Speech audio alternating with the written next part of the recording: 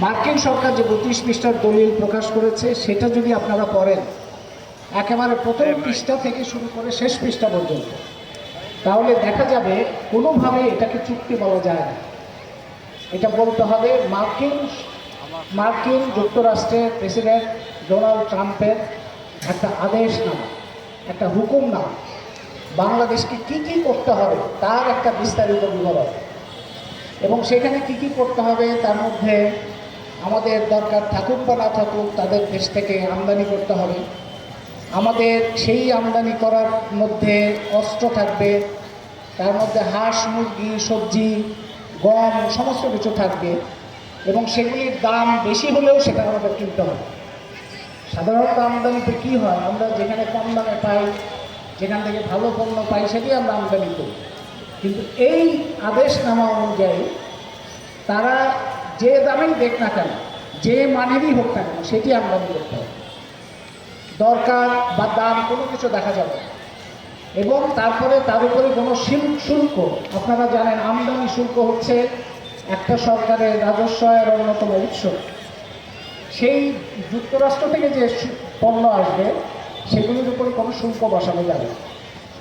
এবং সেটা যদি বেশি দামে আসে, আপনারা কয়েকদিন আগে এই পত্রিকায় কেউ হয়তো খেয়াল করে থাকবেন, মার্কিন রাষ্ট্রদূত বাংলাদেশে যিনি আছেন তিনি বিভিন্ন সময় চুক্তি প্রশংসা করে চুক্তি আমাদের কত কাজে লাগবে সেটা বলছেন, তার উত্তরও আমরা দিয়েছি, সেটার জবাব আমরা পাইনি। সেই রাষ্ট্রদূত এখন বিভিন্ন মন্ত্রণালয়ে ঘুরছে এটা বলার জন্য যে মার্কিন পণ্য আমদানির পথ যেন পরিষ্কার করা হয়, সেটা যেন স্মুথ থাকে, সেটা যেন অন্য কোনো পণ্য আমদানি বা চলাচলের জন্য সরবরাহের জন্য সেটা যেন বাধাপ্রাপ্ত না হয়। তাদের কাছ থেকে বোয়িং কেনা এবং এলএনজি কেনার জন্য আগামী 15 বছর 20 বছরের জন্য ইতিমধ্যেই সরকার চুক্তি স্বাক্ষর করেছে। সেখানে তাইলে দুই দেশের যদি চুক্তি হয় তাহলে মার্কিন সরকার এখানে কী কী করবে, বাংলাদেশ কী কী করবে সেটার বাধ্যবাধকতা লেখা আছে। আর মার্কিন সরকার যা করবে সেটা হচ্ছে বাংলাদেশ যদি সেগুলি ঠিকমতো মান্য না করে তাহলে মার্কিন সরকার বাংলাদেশের বিরুদ্ধে কী ব্যবস্থা নেবে সেটা বলা আছে। তার মানে এটাকে তো আমরা চুক্তিপত্র বলতেই পারি না, যেটা সার্বভৌম দেশের চুক্তি বলা যায়। আমি নিশ্চিত যে মার্কিন যুক্তরাষ্ট্রের তো কয়েকটা ধরন আছে, একটা ফেডারেল সরকার আর একটা রাজ্য সরকার। এই ফেডারেল সরকার যদি এই ধরনের কোনো আদেশ না সেই রাজ্যকে দেয়, মার্কিন যুক্তরাষ্ট্রের কোনো রাজ্যকে দেয়, সেই রাজ্য এটা মানবে না, এই আদেশপত্র তারা মানবে না। তার মানে মার্কিন একটা রাজ্য যেটা মানবে না সেটা বাংলাদেশের প্রতিনিধিত্ব করা অন্তর্বর্তী সরকার এবং পরবর্তী সরকার সেটাকে আদেশপত্র হিসেবে গ্রহণ করেছে। এর চাইতে ঔপনিবেশিক দাসত্ব আর কিছু হতে পারে। এবং সেটার জন্য আমাদের কী কী হবে আপনারা শুনেছেন। তারপরেও মূল কথাটা হচ্ছে এর মধ্যে দিয়ে আমাদের অর্থনৈতিক যে সমস্ত বিকাশমান জায়গা আছে, সেটা পোলট্রি হোক, মাছ হোক, ডিম হোক, কিংবা আমাদের যে অন্যান্য ক্ষুদ্র শিল্প যেখানে লক্ষ লক্ষ মানুষ যুক্ত, সেই খাতগুলো বড় বিপর্যয়ের মধ্যে পড়বে। তার মানে আমাদের যেখানে কর্মসংস্থান এমনিতে একটা সমস্যা, সেখানে কর্মসংস্থানের সমস্যাটা আরও বাড়বে। এবং আমাদের যেহেতু বিনা শুল্কে তাদের পণ্য আমদানি করতে হবে, সুতরাং সেইটার থেকে সরকারের যে রাজস্ব আয় কমে যাবে। সরকার তখন বাংলাদেশের সরকার রাজস্ব আয় থেকে করবে, তখন বাংলাদেশের মানুষের উপর নতুন নতুন কর বসাবে।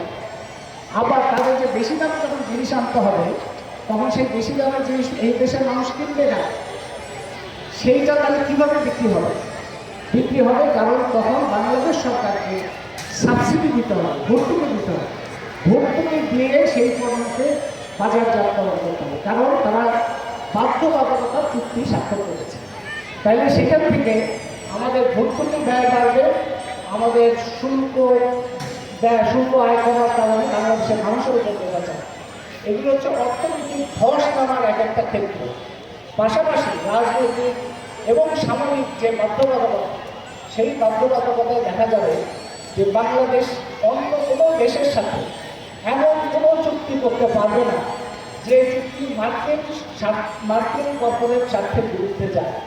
মার্কিন যুক্তরাষ্ট্রের সাথে সম্পর্ক ভালো নয় এরকম কোনো দেশের সাথে, এরকম কোনো সরকারের সাথে বাংলাদেশ সরকার কোনো বাণিজ্য কিংবা সাংস্কৃতিক কিংবা সামরিক কিংবা কৌশলগত চুক্তি করতে পারবে না। তার মানে পুরোপুরি একটা দাসত্বমূলক চুক্তিতে স্বাক্ষর করেছে অন্তর্বর্তী সরকার।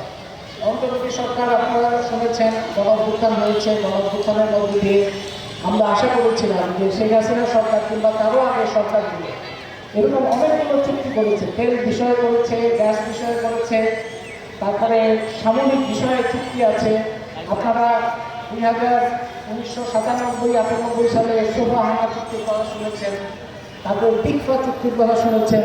মার্কিন যুক্তরাষ্ট্রের বিভিন্ন company ConocoPhillips, Occidental, Chevron তাদের সাথে চুক্তির কথা শুনেছেন। বিভিন্ন সরকার এই সমস্ত চুক্তি করেছে।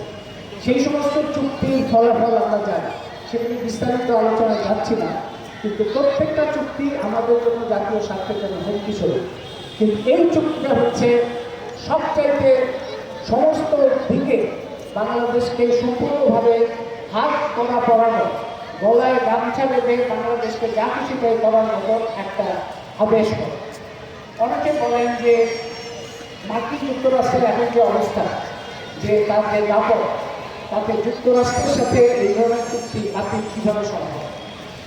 এবং আরেকটা কথা আসে, সেটা হচ্ছে যে যদি ভারতের আধিপত্য মধ্যে থেকে আমরা ছিলাম, ভারতের আধিপত্য থেকে বের হওয়ার জন্য তো মার্কিন যুক্তরাষ্ট্রের সমর্থন লাগে। এই দুটো কথাই ভুল। ভুল এই কারণে যে মার্কিন যুক্তরাষ্ট্র এবং ভারত দুটা পরস্পর বিরোধী শক্তি নয়। ভারতের সাথে যুক্তরাষ্ট্র ভারতের আধিপত্যকে ঠেকানোর জন্য যুক্তরাষ্ট্র কোনো সহায়ক শক্তি নয়। যুক্তরাষ্ট্র এবং ভারত গভীরভাবে সম্পর্কিত। আপনারা জানেন, চীনের বিরুদ্ধে তারা কোয়াড একটা কর্মসূচি নিয়েছে, সেখানে ভারত এবং যুক্তরাষ্ট্র পরস্পর ঘনিষ্ঠভাবে সম্পর্কিত। ভারত এই অঞ্চলে পুরো এশিয়ার, এই দক্ষিণ এশিয়ার মধ্যে ভারতকে যুক্তরাষ্ট্র নেতা হিসেবে গণ্য করে এবং তাদের যে বহুজাতিক পুঁজির বিনিয়োগ, সেই বিনিয়োগ ভারতের মাধ্যমে অন্যান্য অঞ্চলে নিয়ে যাওয়ার চেষ্টা তারা করে এবং সেভাবেই পরিকল্পনা প্রণীত হয়। বহুজাতিক পুঁজি একটা পৃথিবীতে কীভাবে কাজ করে বর্তমান বিশ্বে, সেটা সম্পর্কে ধারণা থাকলে আমরা দেখব যে বহুজাতিক পুঁজির যে বিনিয়োগ, সেখানে রাষ্ট্রের কোনো সীমানা থাকে না। একটা দেশের কোম্পানি হিসেবে আমরা যাকে দেখি, সেই কোম্পানি আবার আরেক দেশের সাব কন্ট্রাক্ট নিচ্ছে এবং সেখানে বিভিন্ন দেশের অংশগ্রহণ থাকে। যেমন আপনাদের মনে থাকতে পারে, বাংলাদেশ থেকে যে গ্যাস রপ্তানির জন্য মার্কিন কোম্পানি বিবৃতি আয়োজন করেছিল এবং প্রবল চাপ তৈরি করেছিল, সেই গ্যাস রপ্তানি তারা করতে চেয়েছিল ভারতের স্বার্থ। এবং আমরা আপনারা বিটি বেগুনের কথা অনেকে জানেন। বিটি বেগুন, যেটা জেনেটিক্যালি মডিফাইড বেগুন, যেটা আমাদের জন্য খুবই ক্ষতিকর, সেটা মার্কিন মনসান্তো কোম্পানি থেকে বাংলাদেশে আনা হয়েছে। সেটার মাধ্যমটা কারণ মাধ্যম হচ্ছে ভারতীয় কোম্পানির মাহিত।